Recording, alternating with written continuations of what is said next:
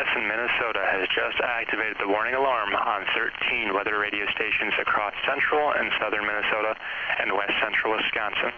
During dangerous weather situations, these specially built radios are automatically activated to warn for the hazard. Tests of these radios are normally conducted by the National Weather Service in Chanhassen every Wednesday at 1 p.m. If severe weather threatens the area near normal test time, the test will be postponed until the next good weather day. The warning alarm will be activated for selected watches, warnings, and statements affecting central and southern Minnesota and west central Wisconsin. This concludes the test of the warning system. We now return to normal programming.